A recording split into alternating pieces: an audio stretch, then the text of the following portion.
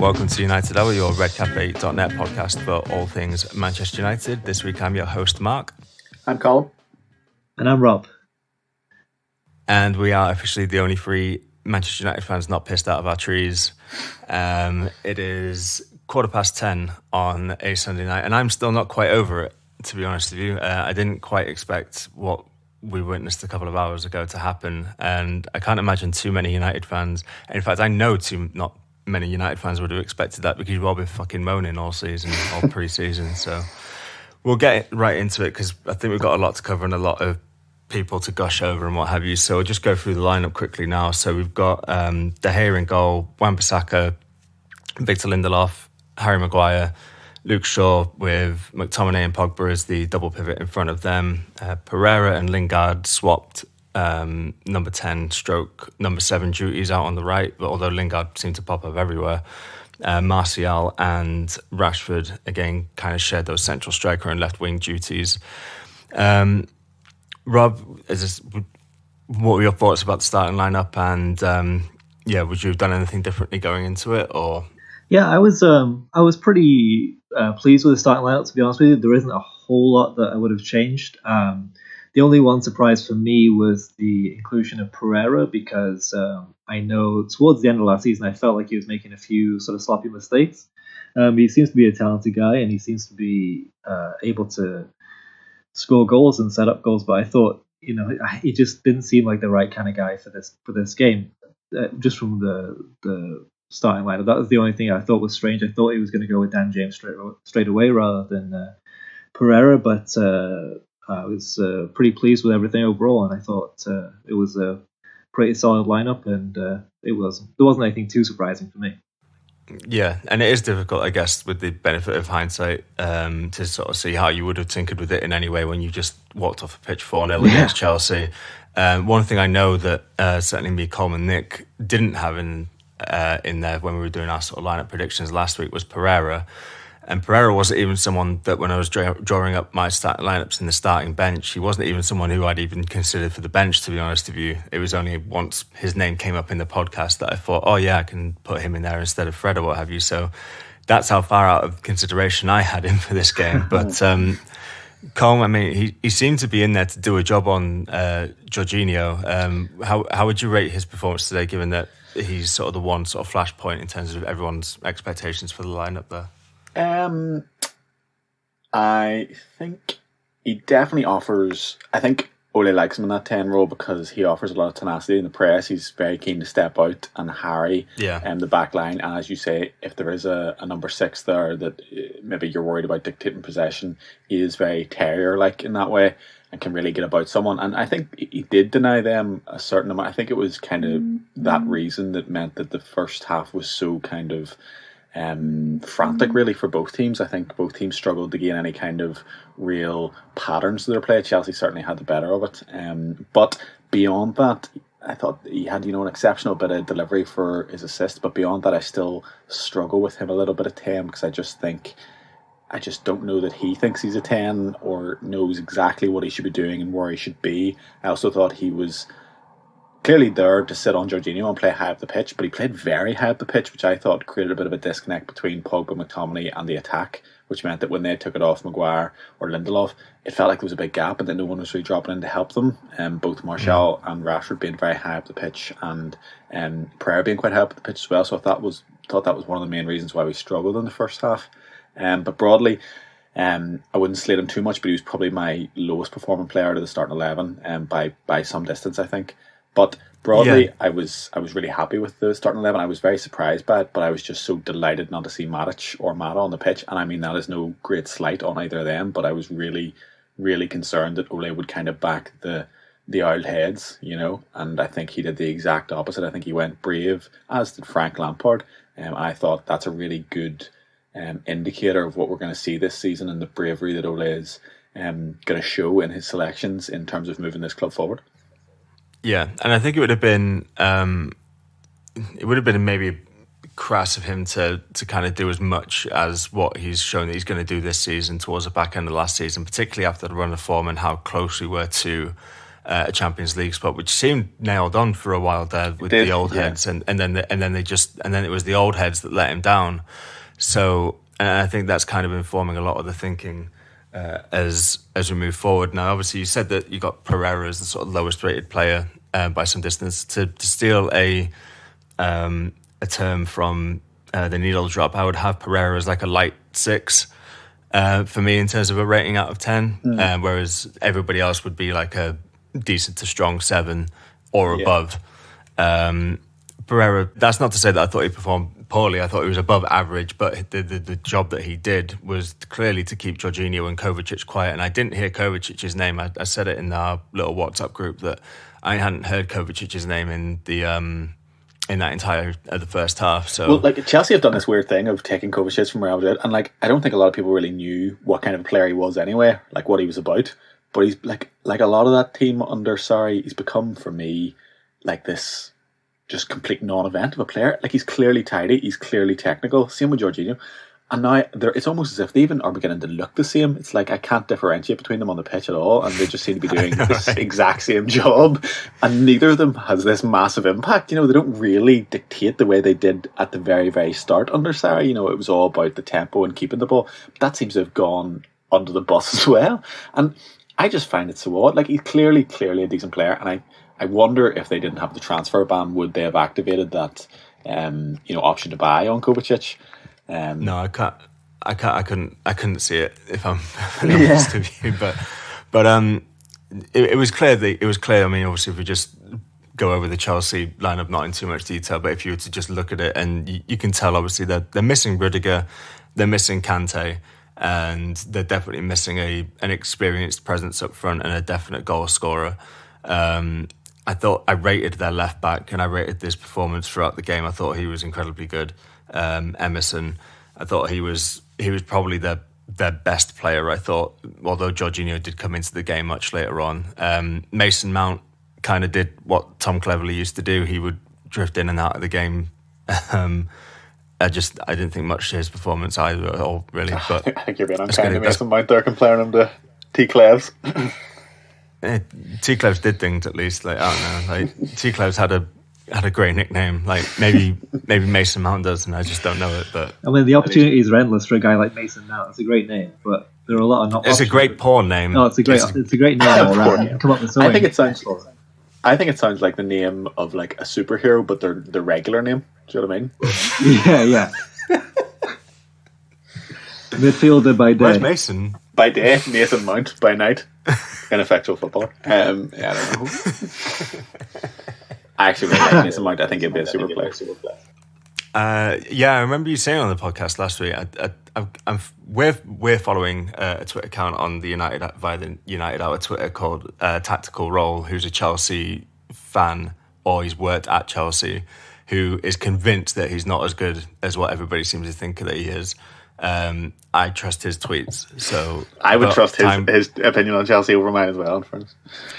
But either way, it's time will tell. It was his first. From what I can tell, it was his first Premier League start. So there's obviously no rush to make any judgments on him, apart from the fact that he's shit and he'll die poor and alone.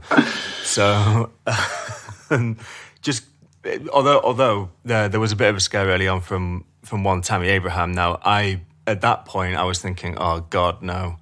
When he hit the post in like a minute and a half, and I just thought, oh God, Frank Lampard's come and like the heavens are going to open and he's going to sweep everyone. Yeah. But did anyone else need a change of underwear after that? I know I certainly did. That was a great shot, and I thought that the hay was beating all ends up. It just sort of came out of nowhere. It's one of those instinctive shots that it just falls at the right position for the attacker, and he took a swing at it, and we were lucky that it bounced away. But that was part of the pattern of the play, and then that early first half period where they seemed to be getting great chances. I know Emerson had a great shot too, didn't he? Towards it was like 30 minutes into the game. Yeah, towards the end of the first half. They whacked it against the near post, and they just seemed to be getting those a little bit of breakaway ball, but also we were standing off them, I think, a little bit too much. We were giving them too much time on the ball. Yeah, and that allowed them to create those chances that gave us a little bit of a scare. But I was also impressed with De Gea too in this game. His communication with Maguire and Lindelof too. The three of them are communicating and talking to each other, which has been a huge issue for United for a long time. It's been, well, last 6 years at least, has been the communication between the back line and the goalkeeper. If Maguire is able to get Lindelof and De Gea, if they're able to be synchronised and on the same wavelength, then that'll be good. They started off. Obviously, you've got to work on that. They started off a little bit tentative, but I thought they got better as the game went on. As sort of a back, like the three of them got better, I thought. Yeah, absolutely. And it was, like you say, it was symptomatic of the sort of play in the opening 15 minutes that it seemed incredibly open, but all of the threat was coming from Chelsea.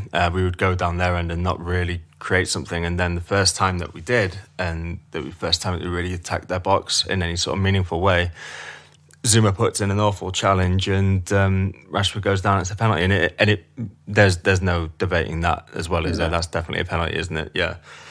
What surprised me, though, was obviously VAR was quick with it, but what surprised me is the actual taker. I thought, oh well, this is Paul Pogba's first goal of the season, and everyone and all is forgiven. But in all, have to wait 4 minutes for the run up, and then it'll be fine. Yeah.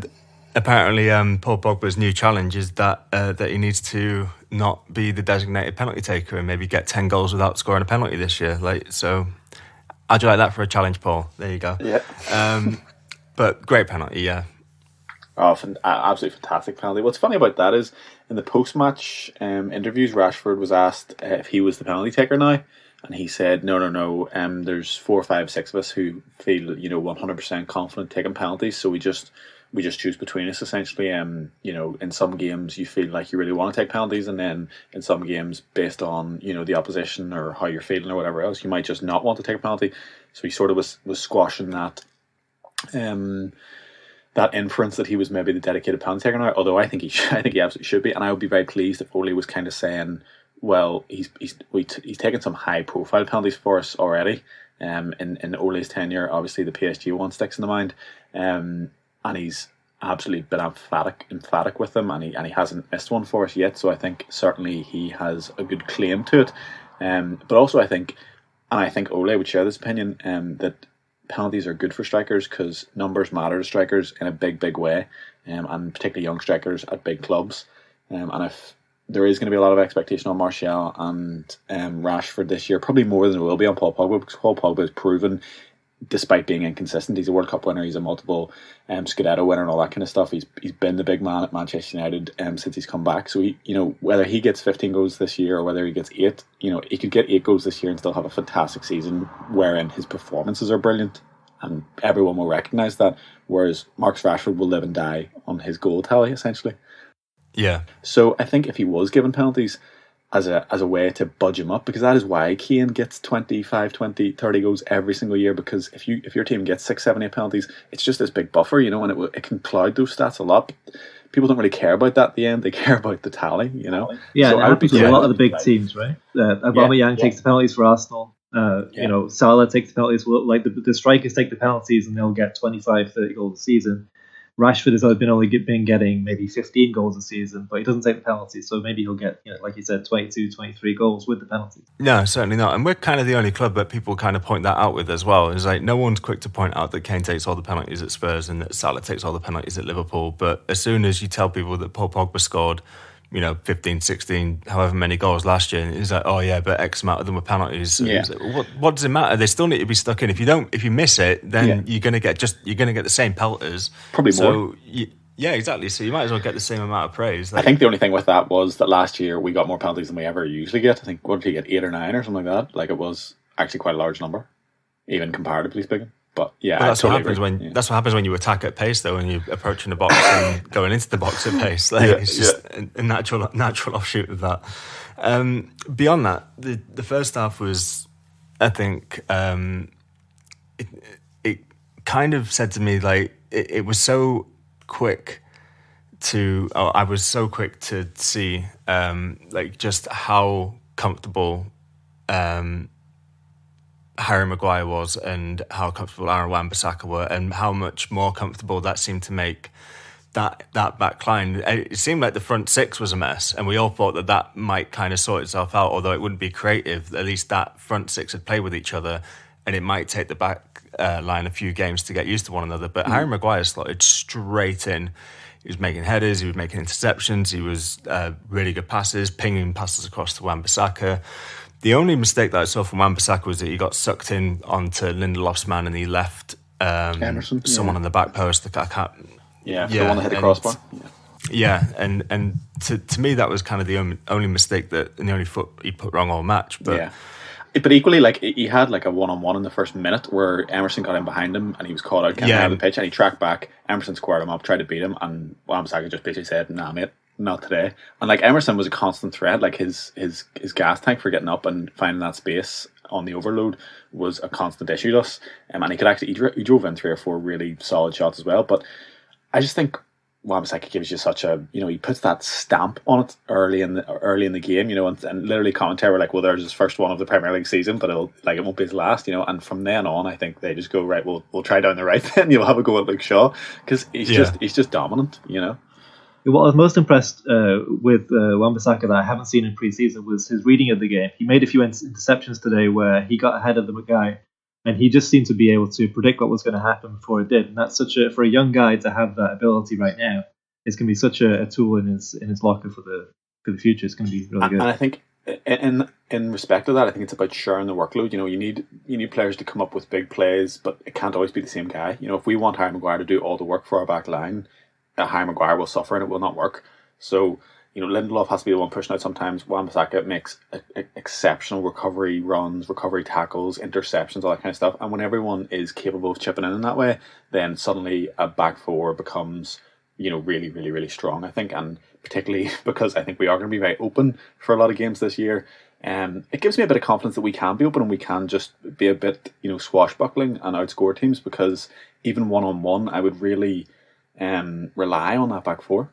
Yeah, for the most part, I think Shaw might struggle a little bit sometimes because he tends to switch off more than the rest of them do. But yeah, if he can keep improving, because he obviously was our Player of the Year last season, such as it is.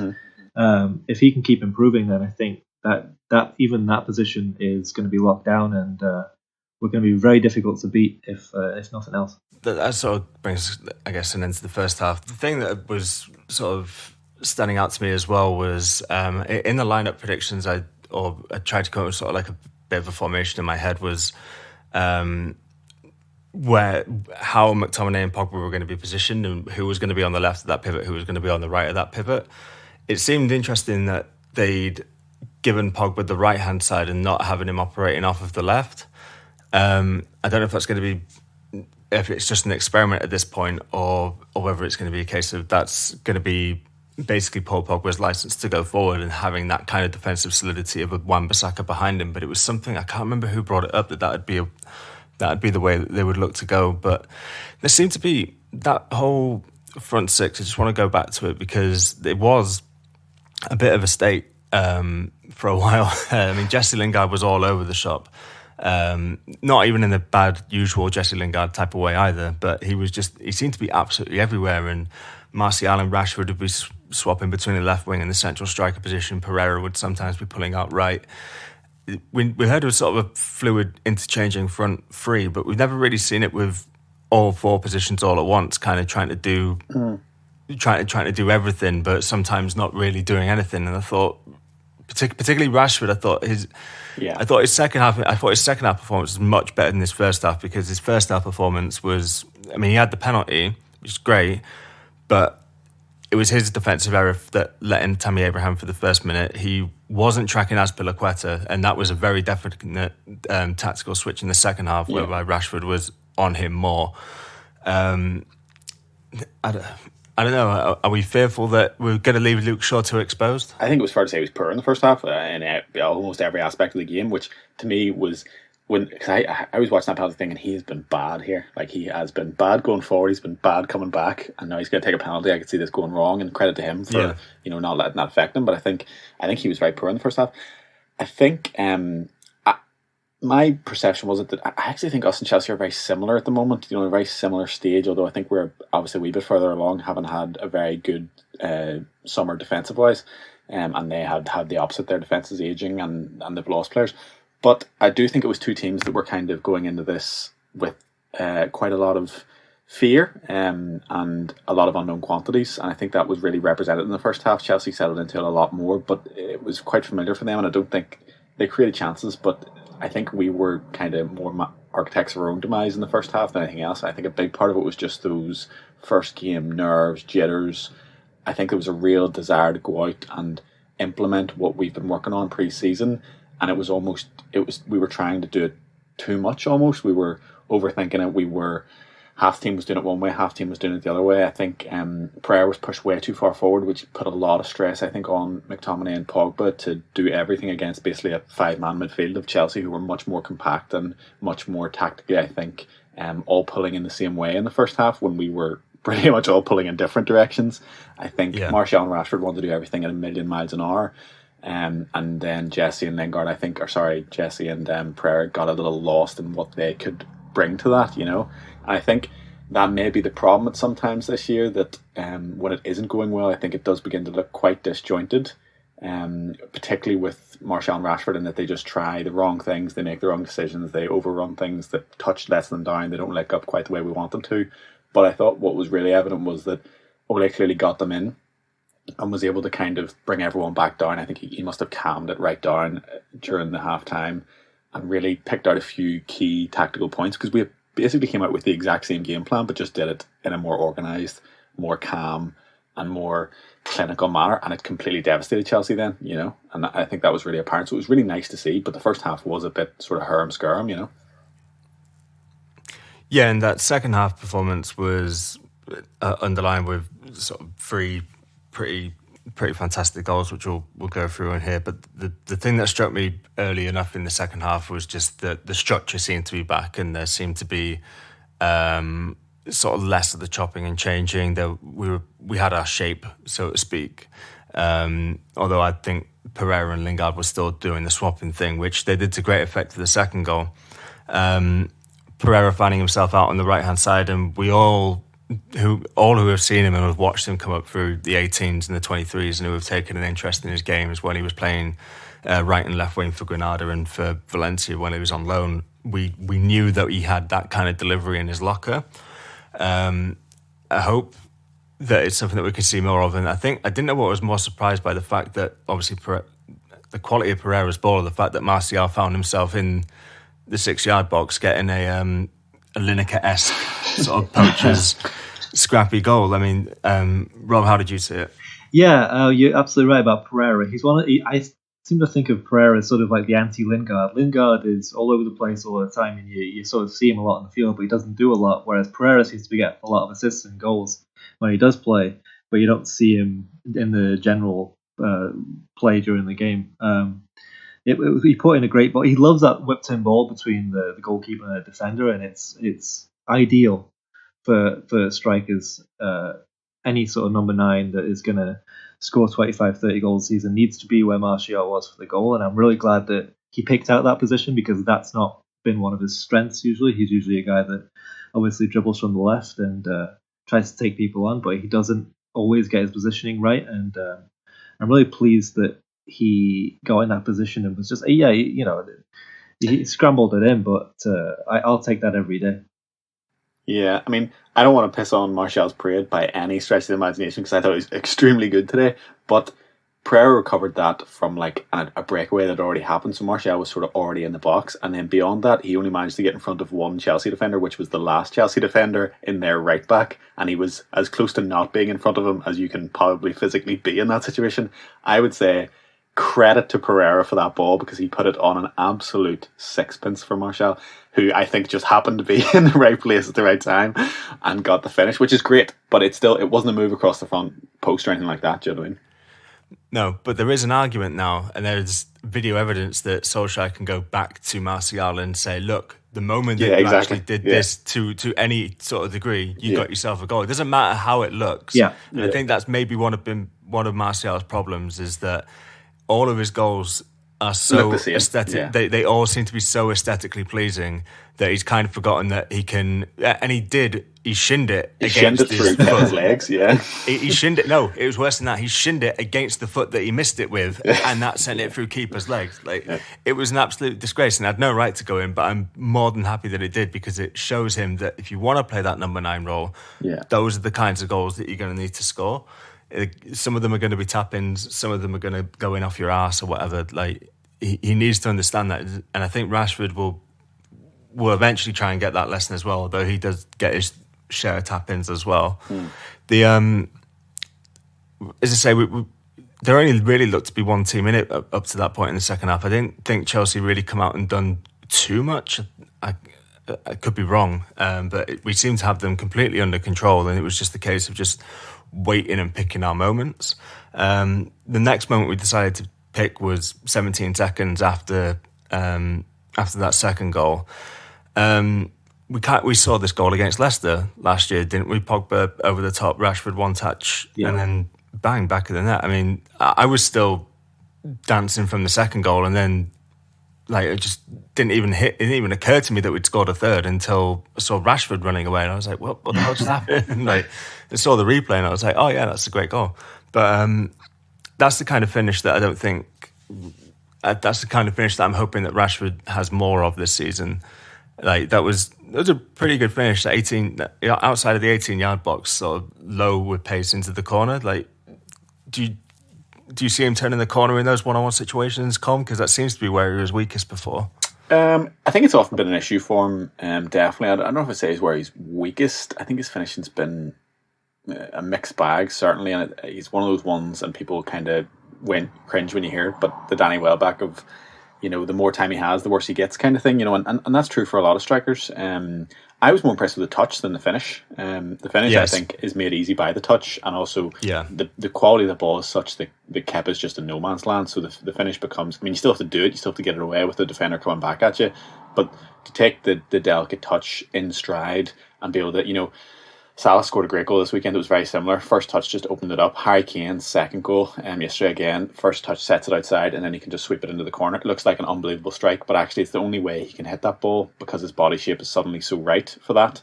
And I think it shows the difference between having a guy like Rashford in front of goal and having a guy like Lukaku in front of goal. Lukaku tries to control that ball. I don't think he's getting the same touch. I mean, I don't think Lukaku makes that run. I just don't see Lukaku. He just scores a completely different kind of goal, and that's not to rag on Lukaku, because I think he would get goals today that probably neither Martial or Rashford would get, because he's a completely different kind of number 9. But yes, I totally agree. I think it was a great move from left to right as well. It shows the kind of benefit of Rashford playing off the left sometimes, and the pass. I mean, the pass is like pure arrogance. It's like this. Absolutely no effort, no backlift, and he just fades it off the outside of the boot, and it just lands like as flush as you could possibly imagine. So it was I was just on cloud 9 at that stage. I just couldn't believe it, and I knew 2-0. We were good value for the win, but that was just like, right, that's it. Stress away. This is class. Come on, boys. Yeah.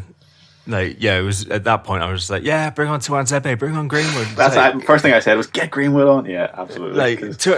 Gomez isn't even on the bench, but get him on. But no, and just a word on Pogba as well, because he would, if he only had that first half performance, then I think we would all be saying, oh God, we're going to have to play with his head in Madrid basically all year, because that first half performance, although I felt like he got a bit of a rough deal from the referee a couple of times, I felt like he was fouled a couple of times when he lost possession. Certainly those kind of incidents were given to Chelsea in that first half, and they weren't given to Pogba. We got a couple of soft ones as well, so I don't want to say that we didn't, but that first half performance for him was absolutely atrocious, and then all of a sudden, second half Pogba absolutely trounces first half Pogba's performance.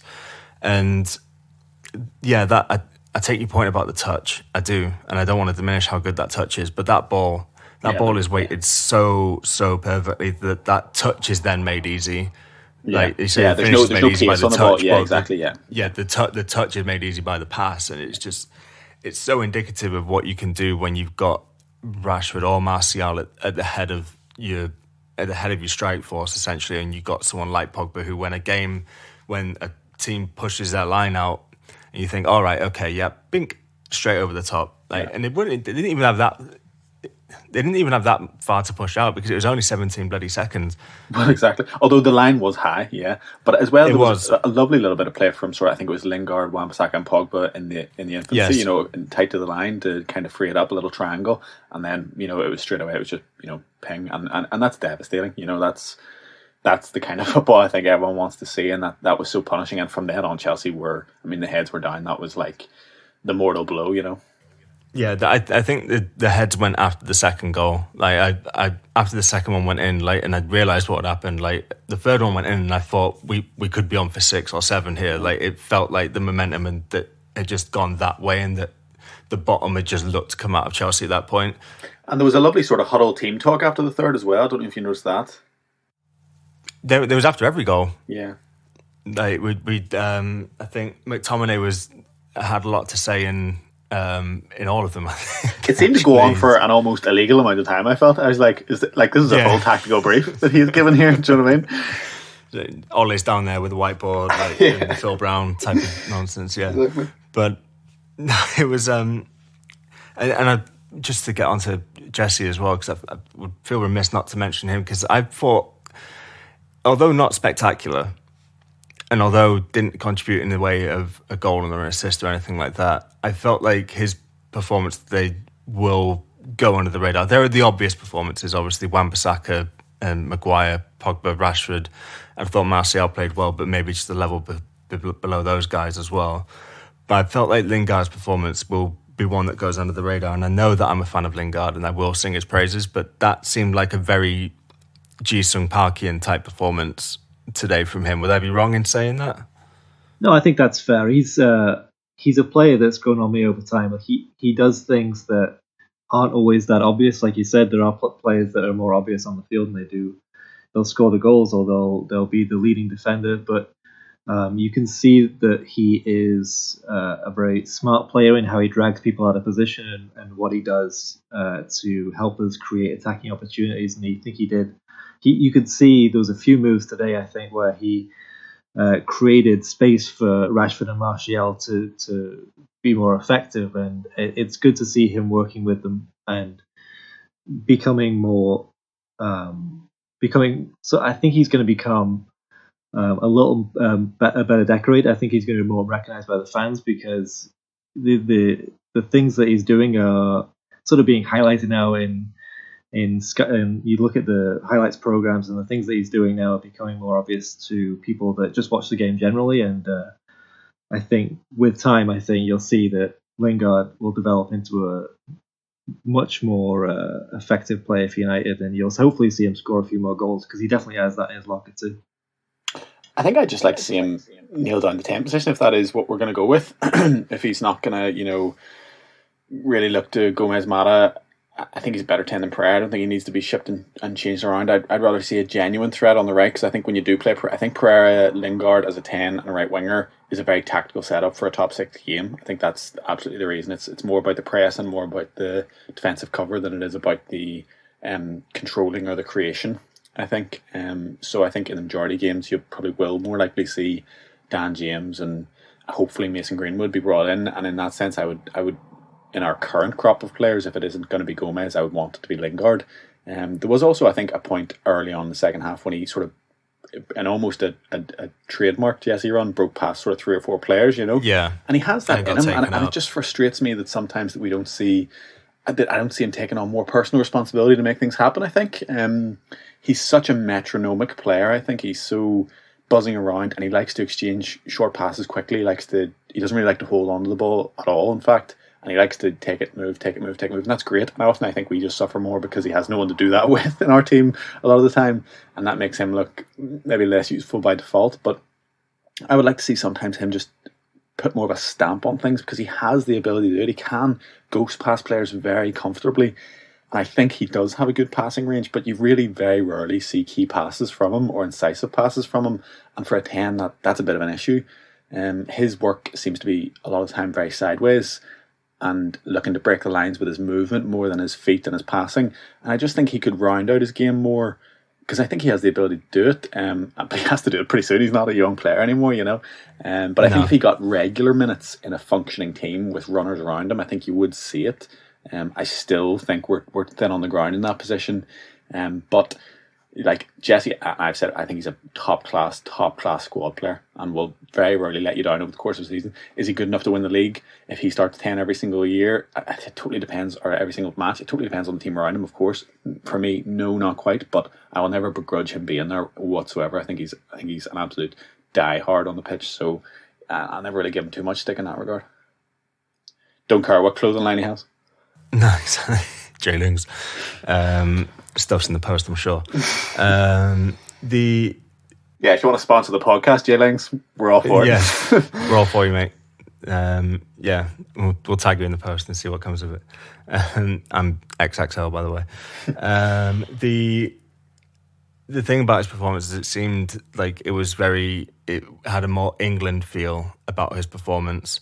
Like that's the kind of performances that I've seen him put in for England, like in more of a sort of World Cup 2018 sort of Jesse Lingard performance, more than the kind of off the boil ones that we kind of see. Because before, I think if you can translate those performances into this side, then it'd be fantastic. Because I think he's had a tendency to, when he's not done anything or he's not contributed in a goal or an assist, there's very few visible ways that you can see him contributing. But today it was extremely visible in the ways that you could see him contributing. I mean, I think it's visible, but funnily enough, when you look at the stats, it's not even really borne out in stats. The one important stat I think is distance covered, which I think shows you exactly what Jesse brings, and I don't mean that in the headless chicken way. But like today, his pass accuracy was our highest outfielder, I think. Certainly one of the top highest, if not the highest. But he had, I think, one key pass compared to, Pogba's 4 or so. He didn't really take on that many dribbles, didn't make that many challenges. So a lot of times in stats equally, not there to be all and end all, but he comes off looking a bit. But I really do think it's it's something you have to see, and something you have to appreciate in a tactical sense. A lot of the things with Lingard, which to some people will sound like a cop out and like we're giving him praise that he hasn't earned, and other people the sort of silent domination defense. Yeah, of course, and I totally understand that. Lingard is clearly attacking the space, but I see it. I'm not saying he's the best. I'm not saying I'm totally happy with him starting every single game there, and I think we're going to be amazing because of it. But I certainly see the positives that he brings, and I think it's a sum of the parts thing, definitely. Yeah, there are very few measurables that he brings in terms of, or there's very few quantifiable stats that he brings. It's like you say, it's one of those things where you need to watch his performance. Mm-hmm. He's good for those, like the old style Sky Sports player cam things that we were talking about last week off air. He'd be an interesting one to see over the 90 minutes for that. Speaking of metronomic players who are buzzing all over the pitch, young lad got his Premiership debut today, and I was absolutely made up for him. Was Dan James. 18 million was the first signing of the summer, and seemed to be copping an unfair amount of stick from not him personally, but the actual signing itself seemed to be copping a lot of stick from even United fans who were saying, "Oh my God, are we shopping in the bargain basement Championship aisle now?" And the answer to that is yes, but sometimes that actually works. And right away, his pace is absolutely frightening. You could tell that Chelsea knew about that threat that he brought and immediately started backing away from him, immediately started giving him a head start.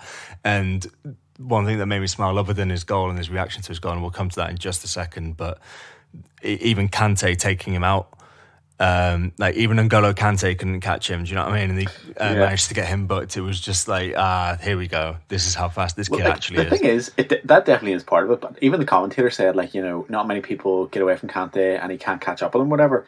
And I was like, yeah, that's true, but if you watch it, like, he beats him with a bit of trickery, so he fakes forward and then goes in behind. And I was almost more pleased with that because it shows me that it's not just a pace merchant thing. He didn't just knock the ball past Kante and run. Yeah, it's intelligent. It's being intelligent with the ball. It was intelligent movement, and he's totally sold him a dummy. And then as soon as he went past him, because Kante knew he wasn't catching him, Kante didn't even try. He just kicked him straight away. Yeah. There was no effort. It's not like Kante gave himself 10 yards, thought, "Fuck, this guy's getting away from me," and then kicked him. Literally, the second Dan James stepped one step in front of him, Kante was taking him down. And to me, that shows A, that people are aware of it, but B, Dan James earned that yard by his quality, by his movement, not by his natural, gifts for pace and stuff like that. And like that. It's a very, very small highlight, but I was as chuffed with that as I was with his, like I say, amazing goal. Amazing because of its meaning, not because of its quality, because he did his best to miss it, you know.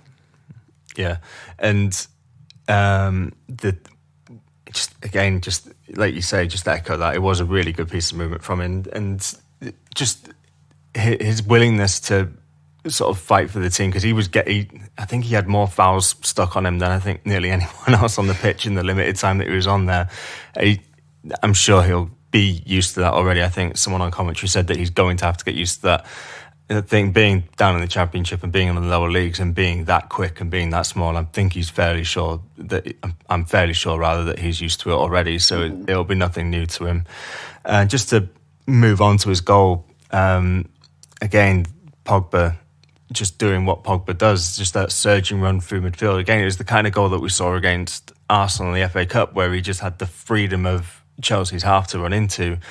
And did he look heavy, Rob, do you think, today? Because some people in the match read were saying that he looked a bit heavy, he looked a little bit slow. He certainly didn't look slow. I didn't see him look heavy, to be honest with you. I think he can be like that sometimes, because a lot of the time with Pogba, he takes a while to get going, but once he gets going, you can't really stop him. But I think that was just because his running style is a bit sort of, he's got lanky legs, and he doesn't have a running style of a fast player. And I think people maybe thought he was just a little bit heavier than usual because of that. But I didn't see it, to be honest with you. And for the goal, he certainly powered past at least two people and eventually laid the ball off, and Dan James was in the right position. It was funny, I thought Dan James was going to go offside. He actually had to hold his run because he was ahead of the play, because he got there so quickly. He had to sort of hold his run ready to Pogba's ball. And then it was funny seeing his interview afterwards. He said that some of the other guys on the team thought it was a dummy, but he just let the ball roll past him a little bit, and then he had to catch up with the ball, and he got a little lucky with a deflection, but I couldn't be happier for him. It was just the perfect moment for him after all he's been through. It looked like a massive release for him as well. Like, it just seemed to be the nice little full stop on what must have been an absolutely awful summer for him. Oh, yeah. I've not had to experience anything like that, so I can't imagine what he's going through. And it looked like the moment had broken him for a second there. Like, it looked like he just passed out in McTominay's arms. And I was just like, oh no, like, can you imagine being the first player to pass out after scoring? It'd be horrible. But fantastic work to Dan James. I think it's quite clear from the reaction that he got when he came on as well that he's going to be a fan favourite for a while. I think he's not only that, but I think the support from his teammates and the jubilation that you saw on there. I mean, normally, someone made the point that, like, when you score a goal, your teammates celebrate the goal. But when he scored, everyone was celebrating him. It was very much. It wasn't about the goal. We were already 3-0 up. It wasn't a particularly great goal. Apart from, obviously, Pogba's side of it was fucking amazing. But it was more just that it was him. Did he score on tour apart from that penalty? I don't think he did. He scored. No, he didn't. He hit the post. Yeah, and I think he had chances as well. I think that was the one part of his game that people were starting to get. Well, not the one part, but certainly one part that was giving a wee bit of concern was that when he did get a chance on the right side of the box, you see Greenwood come in and be so clinical so quickly, and he looked a bit overawed by those moments. On a fairly meaningless preseason tour. So yes, he did cock it up a little bit, just by the sheer fact that it went in. I think that will give him immense confidence and sort of settle a bit more in those positions moving forward. But I mean, the emotion of that goal and the celebrations afterwards was as much as I felt in a long while. You probably to go back to that PSG game, but much more emotionally invested in that, which is mad for someone who's been at the club for such a short period of time. But that said, I think he's made a very big impact. From his first week here, Ole was saying he has set the standard in terms of work rate and in terms of attitude and stuff like that. And whatever his footballing talents may be and whatever his future may be at Manchester United, whether it's star-studded or just a very good squad player, whatever else, I just think we're all very happy to see players like that come to United because A, we've chosen them for a specific role that needs filled rather than just buying the big name signing that any big European club wants to cast off. But also because he desperately wants to be here. He desperately wants to take that opportunity, very much like Maguire. I get the feeling, I think that resonates with the group we have now and the players that are in that dressing room, and I think that's why they'll probably be very happy for their new teammate.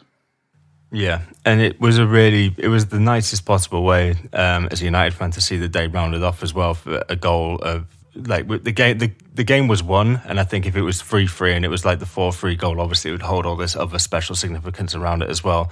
But for a game that was already in the can at that point, for there to be a goal to elicit that much of a cheer, I don't think there's anybody else there would be no other player, I don't think, other than maybe possibly Mason Greenwood that would have elicited that kind of crowd response from a goal. And even Greenwood, I think we all expect it, so it's not even. I don't even think it would be, because I think we all expect Mason Greenwood to come in and score plenty. Yeah. Maybe we expect too much from Mason Greenwood. That's kind of the problem. But no, I think. I mean, in terms of if you had said to me at the start of the day, we'll win, Rashford, Martial, and Dan James will score. I mean, I would not have believed you, but it would have been beyond really my sort of best expectation. Yeah. And yeah, that was like, as I say, that kind of put the bookend on it all. Really, that was it as a that was it as a contest before that. But certainly, that was kind of the last sort of meaningful thing that happened in the game. The performances were, I think we've kind of touched on a few of them individually, but the biggest one for me was obviously our man of the match performance, and Sky Sports picked him out as the man of the match. I picked him out as the man of the year, century, and millennium.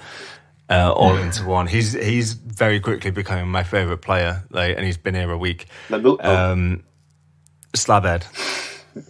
old Slabhead.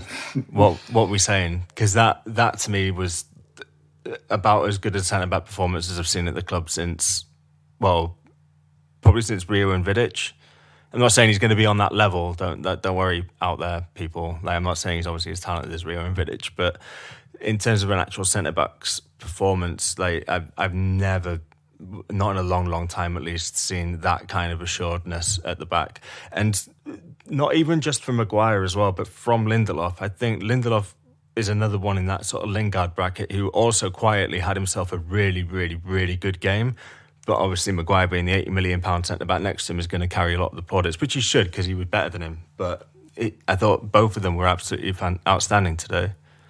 Absolutely. I think the major difference the major reason people had such a positive view of Maguire's performance is you compare it to Smalling and Jones in the defence. It's just such a huge... Who and who? Yeah, exactly. Who? It's to have a guy like that who can bring the ball out and his head. He's got every... when a cross came in, it was always going towards him, and he's getting the ball, and he was reading the play really well as well. His head's so big because there's magnets in there. Yeah, exactly. He's just. It looked like he had been there for about a year already. He just seemed so settled, and it didn't seem like Chelsea had any answer to how he was playing, because he was just sort of pushing them around, and even players that, like some of the bigger players for Chelsea, he was just pushing them out the way and getting the ball and moving it on, and it didn't seem like he was breaking sweat a lot of the time. So. As I said, as a United fan, I'm not used to having a central defender in recent times anyway that's able to play with that sort of level of assurance, and sort of the communication between the back line was great. So I think that has contributed towards the response we got to his debut, but I couldn't be happier with how it turned out. Yeah, I'm very excited to see more of him and Lindelof. I think Lindelof will obviously benefit from his ability as a defender and his dominance in the air, but I think more than anything, Lindelof wants someone back there he can play football with. Do you know what I mean? And I think Maguire is that. I think we didn't even really see it. That was probably one element of his game that we didn't really see today, was him bringing it out and sort of dictating a wee bit more from the back. I think we, and look, he's only trained with the team 2 or 3 times, so not a big issue. And I think we had issues at 6, as I've alluded to, but I think we weren't actually great moving the ball out from sort of centre backs to midfield to forward. Certainly much better in the second half when the paths became more obvious on the counter, I think, and then he set the third goal or the second goal running, I think, with them. I think it was the fourth. Out muscling Tammy Abraham on the edge of the box. Was that the fourth goal? I think maybe. But he just looked absolutely class, and he looked. I think it was a good indication as to measure him. I do think there will be tricky times ahead, because I think we are going to be open this year, and I don't think we will always be able to rely on our back four to kind of cover that. I think there is times they will be exposed, and we will suffer for that. But I think broadly, it's such a tremendous spine to build on, and I think he has a real to come into a big club and to have such an impact, I think shows you the steps he's made under what has been a very decent Leicester team, but also his involvement in the England setup and his key involvement in the England setup shows you that he's, I think, a player who's absolutely ready for this new level. Yeah, and he was even lining up the set pieces like we were England as well with that line that we have emanating from the penalty spot. They were all just sort of queuing up for it. It was him, McTominay, obviously Maguire. The other thing that was key as well is that we weren't committing both centre backs forward for set pieces. We were leaving one back, and I thought that was because it always used to be that Ferdinand went up, and then when Vidic came to the club, it was Vidic who would go up, and Ferdinand would hang back, and he wouldn't commit forward either. So it just offers that extra little bit of defensive solidity as well for when we do commit players forward for those set pieces, and it eliminates the chance of getting caught on the counter all that much. Are there any? There's no real other shouts from man of the matches there. I mean, there were many good performances, but that was the standout, really, wasn't it? I mean, I actually thought Rashford. I personally thought Rashford, just because I'll always value goals that win games more than anything else, and I don't think. Yeah, I think if we had like 1-0, I think it would be more understandable. But I actually personally thought Rashford should have got man of the match. But I just think goals win games. Fair play. That's true. I don't think Rashford had the best first half. That might have been held against him, but. Yeah, as the game went on, Rashford became more confident. Obviously, his goals were important too. But I think overall, just from a United fans' point of view, like I said, having someone like Maguire in defence, it was so shocking to see how composed and how much he improved our defensive line that for me, he has to be man of the match. I don't think there's any question. Yeah, and the key now, I think, will be not just keeping that back four together, because I think that probably is the best back four. I think Tuanzebe. Yeah, I think Tuanzebe will rotate in, because I think that was a big statement from Ole as well today to have Tuanzebe on the bench rather than either Smalling or Jones. That's linked to fitness in games, definitely, but it's still, I think it's still indicated that that's the pecking order certainly at the moment anyway. And provided Tuanzebe gets minutes, I have no reason to believe he'll do anything other than cement that position, to be honest. Yeah, absolutely. And I think, but outside of that back four, or back five rather, if you want to go with that, keeping them together, I think McTominay and Pogba will be important to keep in for a run of games as well, because Maguire is going to have to develop that relationship with both of them as well. And I think the first half showed you they have some figuring out to do, in terms of who goes where and who does which job. But that's important that they do that, Yeah, and I think the more of a relationship with McTominay and Maguire get going as quickly as possible, then obviously the better. But you could see they were getting more of an idea about what everyone else was doing as the game went on, and it just seemed like if that game had gone on for maybe another 10 minutes or so, then we could have maybe stepped it up and got another couple of goals as well. Just you saw the progression of it happening in front of your eyes, that this is a team that was gelling and really coming together as we went on. So it was just, I mean, we've gabbed about it now for about 50 odd minutes. It was just fantastic all around. From the post-match stuff, I mean, I've admittedly just I went down the donut shop straight after it finished before closing, so I didn't catch any of the post-match gabble, and haven't done since, because I've since been to the Chinese as well. So yeah, but anything interesting emanate from the post-match comments at all? I didn't see anything to it. It was mostly people's from a United point of view. I saw Ole's interview, and it seemed to sort of, he was very impressed, but keep your head down and don't get too worked up about the first game. He was very impressed in terms of the fact that we kept the ball better in the second half. He said that he actually admitted we were fortunate in the first half. In the interview that I saw, he said we were fortunate in the first half not to concede, and he said that there's still things to work on, but he seemed pretty happy overall, obviously.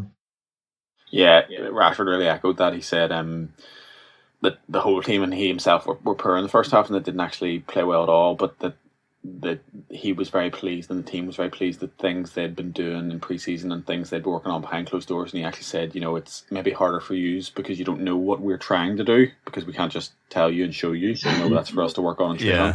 But what we have been training on was really evidenced in that second half. So for us, that's very, very pleasing, and it's just about working harder and doing better, moving forward on that. Very, very, very good interview, I have to say.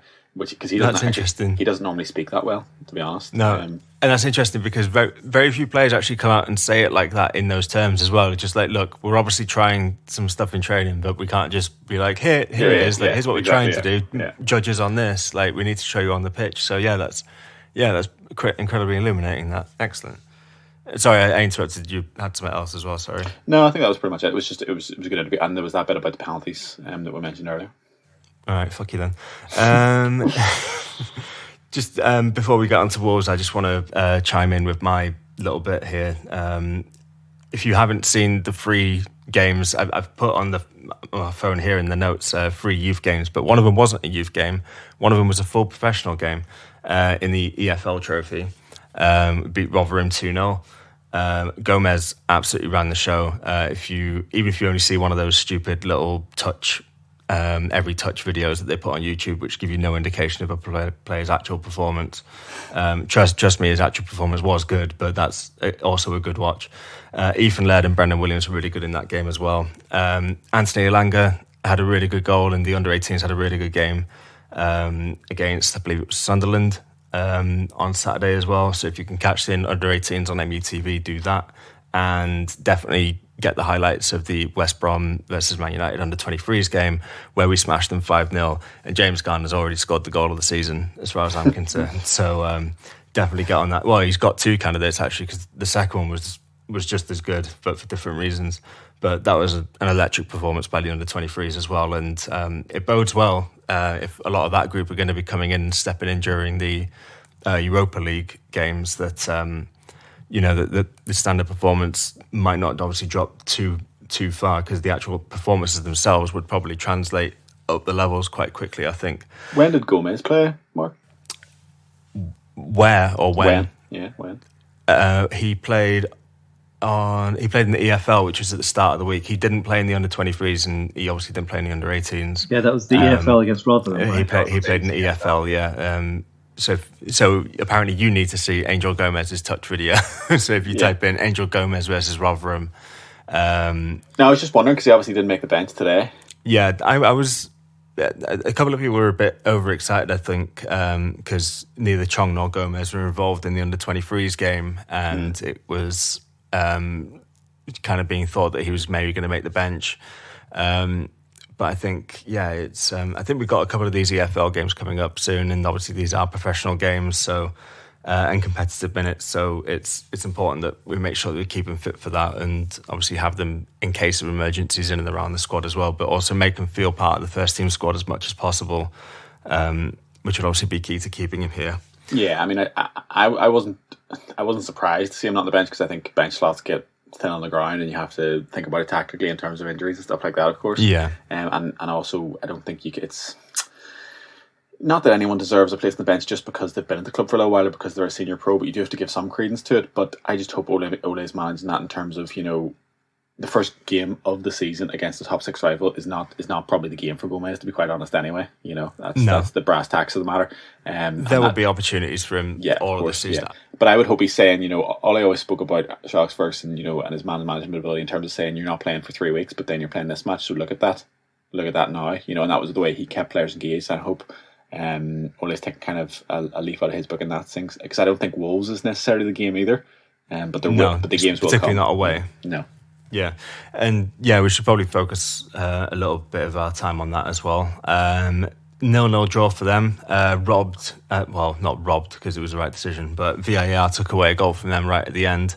Dodonka, I think, had one, and June ended up drawing 0-0 with Leicester away from home. Wolves are a weird one, because everyone seems to have this notion that they're going to just breeze themselves into the top 6. But from what I can remember, they've not had a massive summer.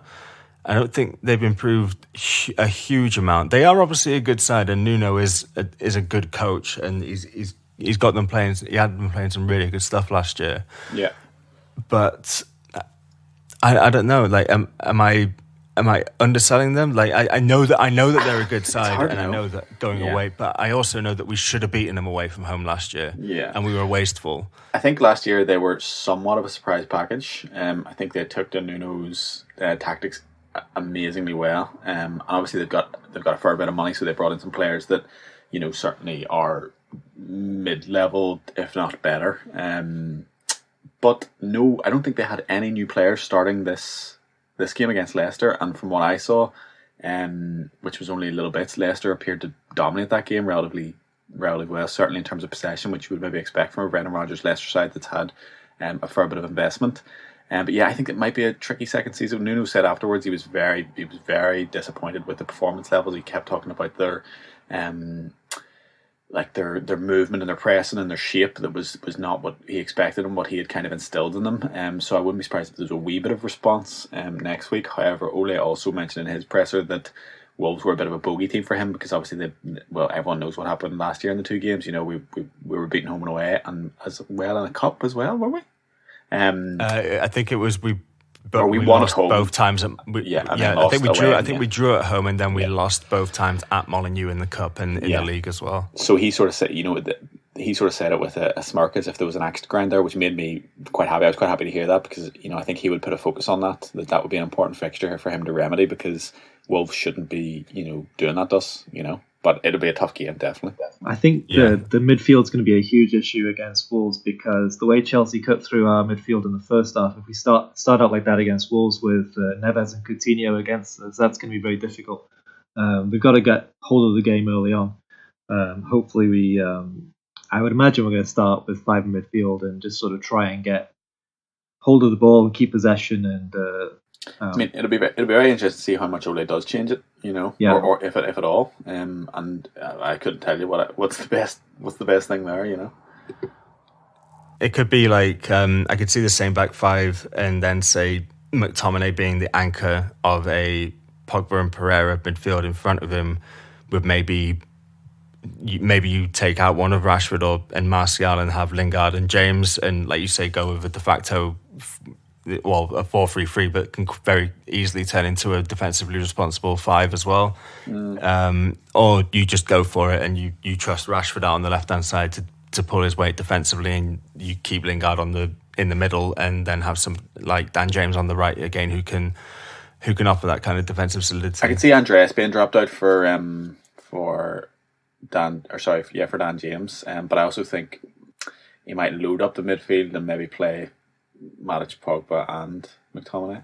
That's obviously an option as well. Maybe this could be a game where Matic comes in. I know he hasn't had the best pre-season, but if you're looking for someone that's a defensive midfielder, then I think Matic is the guy that you bring in. He still has to be the guy. Yeah, as much as we would want a better one, he still is that guy for us. Yeah, and it could be even in the sense that maybe the fact that Matic would have both Lindelof, because I always felt that Matic and Lindelof's interplay always used to be quite good. So if you add a third in there now and he's got 2 options to go with and to receive the ball from, then maybe... Now that we've banished Chris Smalling. Yeah. It's like it's been a psychological crutch for him. It's like, I just cannot perform with this. What do you expect me to do? The man doesn't know how to receive a pass. Like, I'm fucked here. But do we do score predictions anymore? I don't think anyone's ever got it right, but let's go with it. Rob, you first. I'm going to go 2-1 United. Let's go positive. Let's go posi. I think 3-1. 3-1. Yeah. I see another clean sheet. I'll go over 2-0. I'm quite happy to go 2-0. Yeah, all of us will be wrong. It'll be 8-5. This is how it always goes, or just a 1-0. No one ever predicts a 1-0. No. But what can you do? Maybe Rob would, actually, because I've been told, Rob, that you predicted us for 9th this year. So here's what happened. I was very pissed off at the end of the transfer window with how things turned out. We were linked with all these players, and I thought, well, finally, we're going to improve our midfield, and we're going to bring in some sort of experienced players, or just some interesting, exciting things are going to happen. And we ended up with Maguire, and I was very happy with that. Obviously, Wan-Bissaka and Dan James, and I was very happy with those signings, but I thought we could have done more, and I was worried. I'm still worried that we don't have enough in midfield. So I sort of protest voted that we were going to get 9th place on Red Cap, and now that has come back to haunt me with you guys, because I know now any positive result we get, I'm going to get it back saying, "Oh, you picked 9th place, and now we'll come 1st or 2nd now this season." But I'm happy to see clear out your schedule, mate. Because every positive result you're coming on here, like, outside of cup games maybe, but yeah.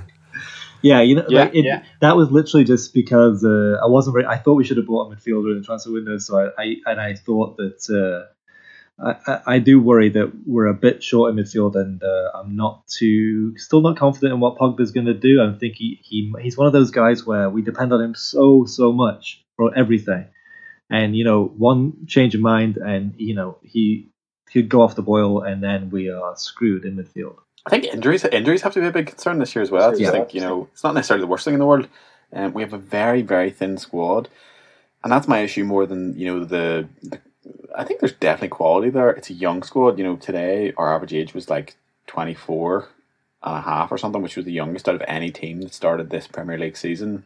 In this round of fixtures, which I think is like a really, really, really positive thing, and hopefully, is an indicator of what's to come. But 2 or 3 injuries, 1 or 2 injuries to key players, and we are up the left. And on that cheery note, well, we should actually probably just because just got the schedule in mind. We're not going to have a chance to record and get it turned around until after the Palace game. So we should probably say a little bit about the Palace game, although it is a whiles away. I think that's isn't that like a Friday game or something like that as well, that Palace game? I don't know. I think we've got 2 midweek games in a row, actually. I think we've got Wolves on the Monday, and I think it's another like 8 or 9 days, and we play Palace in the week. It's a really weird start to the season in terms of the scheduling, but we should probably say a word about them. I don't think they drew yesterday. I want to say they had a 0-0 yesterday. I mean, yeah. So it was.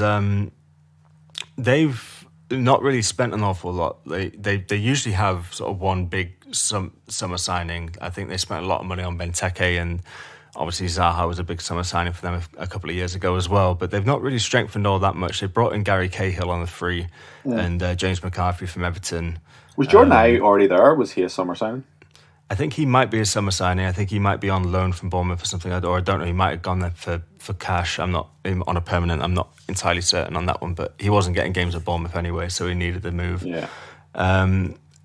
What we thinking on the Palace game as well? Just get quick predictions, because obviously it's a little bit too much to read into a 0-0 4-0 with Everton for them. 4-0 again. This is at home as well, I should say. Yeah, comfortable. Rob? Yeah, I'd say we're pretty comfortable. Palace are usually pretty difficult to break down. They've usually got a good defensive line. Now we've taken Wan-Bissaka off them. That may be a little bit different. But yeah, I think it'll be 2-0, something like that. Yeah, it was very conspicuous when I think it was... who was there? Who's their right back now?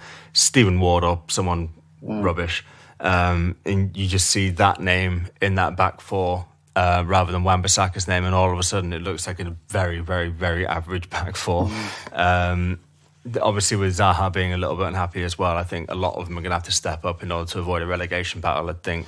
I think Zaha will be grand for them. I don't think he's too unhappy. I think he wanted his move to Arsenal, and Arsenal couldn't afford it. But I don't think he'll be too upset about not getting the move to Everton, who they've just drawn 0-0 with. And Everton don't look, exactly shit hot this year either. We say that he couldn't afford a move to Arsenal, but I mean, let's be real. Like, they did just spend 75 million on Pepe. They did, but fortunately, Lille or whoever came home were able to take 8 million over the course of 10 years. So, and Everton obviously, or Crystal Palace didn't. It was about the structure of the deal essentially. So I think Crystal Palace wanted hard cash up front, and Arsenal wanted repayments longer than it's going to take to sort out Brexit.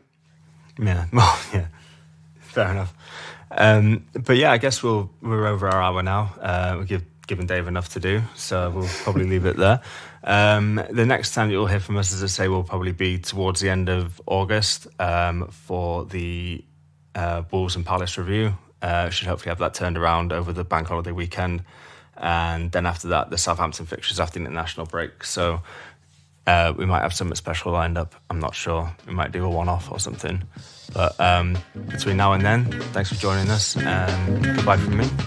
Cheerio. Bye, guys. Have a good one, guys. Cheers.